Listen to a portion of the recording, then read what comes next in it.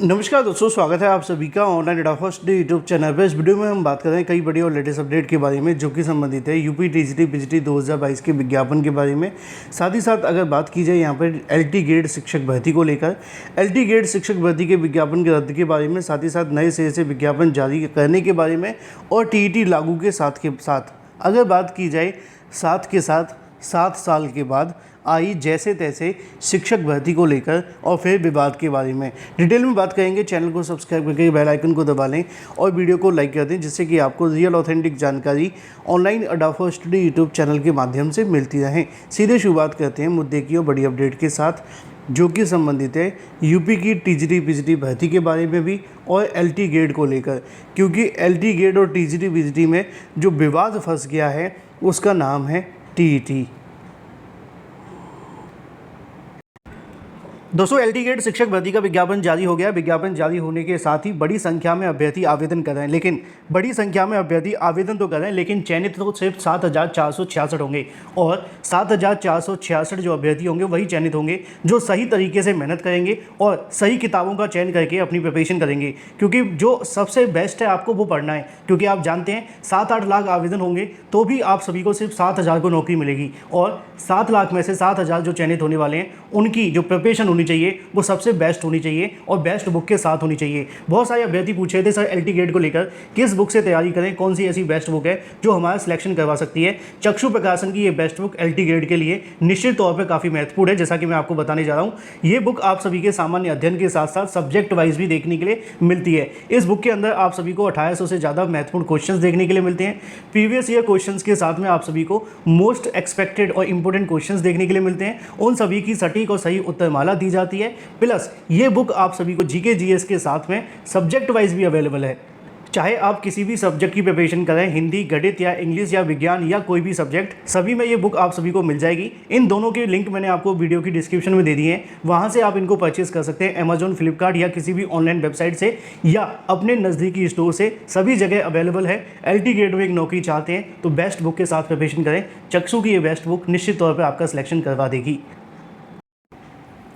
चलिए, ये तो बात होगी आपकी तैयारी को लेकर। अगर आप एलटी ग्रेड की तैयारी कर रहे हैं तो किताबें खरीद लीजिए, क्योंकि काम बहुत आने वाली है और जितना स्टडी करेंगे उतना ही बेनिफिशियल आपके लिए होगा। लेकिन अब इसके साथ सबसे बड़ी समस्या ये भी है कि हर भर्ती में कोई विवाद क्यों हो जाता है, क्योंकि जैसे तैसे कोई भर्ती आती है। कोई भर्ती 5 साल बाद आ रही है, कोई 6 साल बाद आ रही है, कोई 7 साल बाद आ रही है। एलटी ग्रेड को लेकर देखा जाए तो 7 साल के बाद जैसे तैसे कहीं ना कहीं भर्ती का विज्ञापन जारी हुआ और विज्ञापन जारी होने के साथ ही समस्या आ गई। अब ये समस्या आप जैसे मर्जी कहो, कुछ अभ्यर्थियों ने याचिका दाखिल कर दी इसलिए आ गई, लेकिन आप जानते हैं कि यूपी में भर्ती आएगी तो याचिकाएं तो दाखिल की जाती हैं, क्योंकि यहाँ पे ये प्रोसेस चलते रहते हैं। अब ये याचिका थोड़ी सी सीरियस हो गई है। सीरियस इसलिए हो गई है क्योंकि यहाँ पे एलटी ग्रेड 2025 के विज्ञापन को चुनौती दी गई है, प्लस टीजीटी पीजीटी 2022 के विज्ञापन को भी शामिल किया जा रहा है। अब यहाँ पे सबसे बड़ी जो समस्या है वो ये है कि इसमें टीईटी को लागू कर दिया जाए। अब इन भर्तियों में टीईटी लागू होने से नुकसान किसका होगा? ये सेम टू सेम वैसा है जैसे कि पीजीटी के अंदर हुआ। आपने देखा था ना, पीजीटी की जो वैकेंसी आप सभी की अब आने वाले भविष्य में आएगी, या हाल ही में जीआईसी प्रवक्ता की जो वैकेंसी आई है, दोनों की दोनों सेम है ना। अब जीआईसी प्रवक्ता के अंदर बीएड को लागू कर दिया गया है।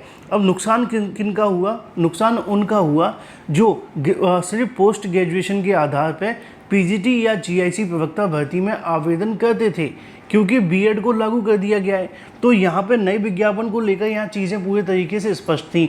अब दिक्कत ये थी कि जो पुरानी पीजीटी चल रही है उसमें तो बीएड लागू नहीं होगा। क्यों? क्योंकि 2022 में उसका विज्ञापन निकाला गया था। नियम कब बनाया? 2025 में बनाया। लेकिन टीईटी के साथ चीज़ें अलग हैं। क्यों? टीजीटी का जो कहीं ना कहीं विज्ञापन है 2022 में आया था, ठीक है, लेकिन आप ये भी जानते हैं कि जो यहाँ पर 2010 के अंदर आप सभी के लिए टीईटी को लेकर नोटिफिकेशन जारी किया था एनसीटीई के माध्यम से, national council of teacher education की ओर से, जिसमें उन्होंने यहाँ पे 23/8/2010 को इस बात को स्पष्ट किया था कि शिक्षक बनने के लिए टीजीटी या ग्रेड के शिक्षक बनना चाहते हैं, एलटी ग्रेड की हम बात करें, तो आपके पास में टीईटी होना चाहिए। 6 to 8 के शिक्षक बनने के लिए जो महत्वपूर्ण योग्यता है वो ये वाली है। तो उसके बाद से चीज़ें पूरे तरीके से बदल गई। अब यहाँ पे जो बात है वो ये है, मैंने इसको लेकर जो अभ्यर्थियों ने याचिकाएं दाखिल की हैं उनसे कहीं ना कहीं जानने का प्रयास किया कि आखिर ये मामला किस तरीके से। तो उनका कहना ये है कि हम किसी भर्ती को लेकर विरोध नहीं कर रहे हैं, ना हमारा किसी भर्ती को लेकर विरोध है। हम तो चाहते हैं कि भर्ती आनी चाहिए, लेकिन जो नियम है वो लागू होने चाहिए। अब नियम क्या है? नियम है कि टीईटी को लागू किया जाए। अब टीईटी अगर लागू होता है तो आप जानते हैं कि फिर क्या करना पड़ेगा, क्योंकि अभी जो आपका विज्ञापन आया है वो पूरे तरीके से अलग है, क्योंकि उसमें दूर दूर तक कहीं भी टीईटी को लेकर कुछ भी नहीं कहा गया है। लेकिन आने वाले समय के अंदर जैसे ही कहीं ना कहीं इस मामले पर सुनवाइयाँ होंगी, 1-2 सुनवाई होगी, उसके बाद में उम्मीद है कि फाइनल हो जाएगा। तो उसके बाद चीज़ें बदल जाएंगी, क्योंकि पहले सरकार जवाब देगी, फिर पिटीशनर अपनी ओर से जवाब देंगे, फिर सरकार की तरफ से जवाब आएगा, क्रॉस क्वेश्चन होंगे, है ना, फिर उसके बाद में आर्ग्यूमेंट हो जाएंगे। तो 2 से 3 सुनवाइयाँ लग जाएंगी। अब 2 से 3 सुनवाइयाँ लगते लगते एक बात तो कन्फर्म है कि टीईटी को लेकर आवेदन कंप्लीट हो जाएंगे और फिर उसके बाद में आगे की प्रक्रिया शुरू हो जाएगी। एलटी ग्रेड को लेकर आवेदन कंप्लीट हो जाएंगे। दिक्कत तब आएगी जब यहाँ पर कोर्ट के माध्यम से बीच में कोई ऑर्डर दे दिया जाए 1 या 1.5 महीने बाद, और फिर ये कह दिया जाए कि भाई इसमें टीईटी लागू करो। तो विज्ञापन तो तब भी रद्द होगा और अब भी रद्द होगा। हाँ, एक चीज़ ये भी हो सकती है कि अगर कोर्ट के माध्यम से टीईटी ना लागू करने की मना कर दी जाए तो उस कंडीशन में हो सकता है कि इसी विज्ञापन में भर्ती हो जाए। तो दोनों तरीके से मामला फंस गया है। अगर कोर्ट ने बाद में कह दिया कि नहीं, विज्ञापन के अंदर टीईटी को लागू किया जाए, तो फिर संशोधन नहीं कर सकते, क्योंकि बड़ी संख्या में ऐसे अभ्यर्थी हैं जो बिना टीईटी इसमें आवेदन कर चुके हैं।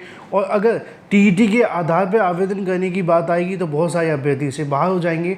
तो निश्चित तौर पर यहाँ पर उन अभ्यर्थियों के आवेदन रद्द करने होंगे, फिर वो भी कोर्ट जा सकते हैं। तो इसका सॉल्यूशन क्या होगा? इसका सॉल्यूशन यही होगा कि भाई विज्ञापन को रद्द कर दिया जाए और विज्ञापन रद्द करते हुए नए सिरे से कहीं ना कहीं यहाँ पे विज्ञापन जारी किया जाए टीईटी के साथ में। अब देखना ये दिलचस्प होगा कि आगे सरकार इस मामले को लेकर किस तरीके से जवाब देती है और कोर्ट का क्या रुख होता है इस विज्ञापन को लेकर, क्योंकि अभ्यर्थियों ने तो विज्ञापन को चुनौती दी है, ठीक है ना। विज्ञापन जो आपका जारी किया गया उसको चुनौती दी है। जैसा कि आप सभी को यहाँ पे देखने के लिए मिलेगा कि जो पिटीशनर है उन्होंने इस बात को लेकर कहा है कि जो आपका विज्ञापन जारी किया गया है एलटी ग्रेड का, वो मिनिमम क्वालिफिकेशन के ऊपर कहीं ना कहीं रिलाई नहीं करता है, और जो लॉ है उसकी कहीं ना कहीं नज़रों में इस विज्ञापन को सस्टेनेबल भी नहीं माना जा सकता। तो उनका सीधा सा तात्पर्य ये है कि भाई इस विज्ञापन को रद्द कर दिया जाए। अब डिटेल ये है कि अभी तक कोर्ट के अंदर जो एनसीटी ने जवाब दिया, उन्होंने कहा है कि हाँ भाई टीईटी लागू होना चाहिए, और टीईटी कहीं ना कहीं लागू होता है। पहला, सरकार ने कहा कि ठीक है, हम इस मामले को लेकर अपना जवाब देंगे और जो योग्यता है उसके बारे में जानकारी लेंगे और उसके बाद बहस करेंगे। अब सरकार का जवाब काफ़ी महत्वपूर्ण हो जाता है। अगली 21 तारीख को होने वाली सुनवाई बेहद महत्वपूर्ण है एलटी ग्रेड के विज्ञापन को लेकर।